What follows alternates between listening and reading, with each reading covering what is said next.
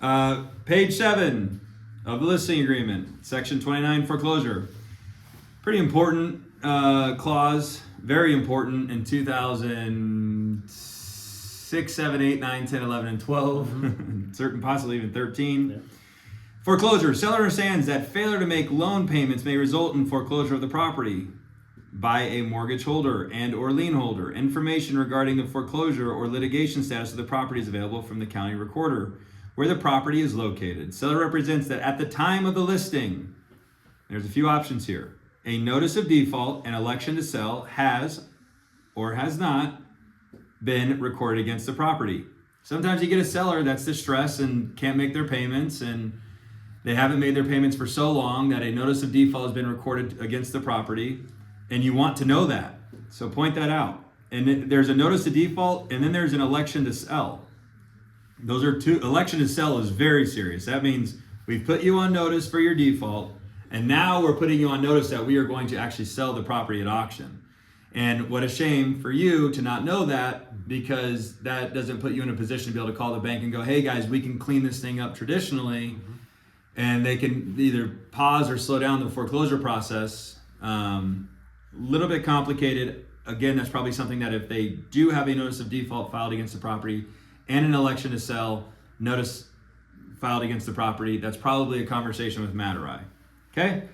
If a notice of default has been recorded against the property as of the date of this agreement, seller agrees to notify the broker within 5 business days of receipt of such notice.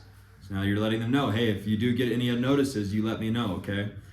Seller understands that the recording of a notice of default begins a statutory foreclosure period, which varies in duration. At the end of the foreclosure period, the property typically will be sold at a trustee's sale, foreclosure sale, and seller will lose all rights and interest in the property. It's a great statement just to read out loud and know, okay? Then you go into B, that's A, then we go into B. Seller has not or has been served with a summons and complaint from lender seeking to foreclose the property in court. I won't get into it, but there's two different types of foreclosures, and one can be judiciary, I believe it is, a judicial foreclosure, and then the other one is A. Okay, so been served a summons and complaint from the lender seeking to foreclose the property in court. The parties understand that the filing and service of a summons and complaint begins a judicial foreclosure process, which varies in duration and which may result in a judgment against the seller. The judgment will typically be enforced through a foreclosure sale conducted by the sheriff for the county where the property is located. The seller will lose all rights and interests of the property. So hopefully your situation is that your seller has the luxury of clicking the has not button on each of these sections.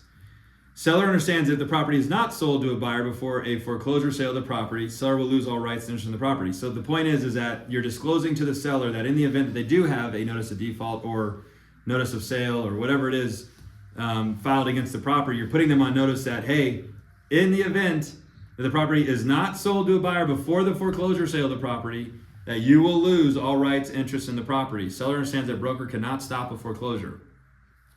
There you go.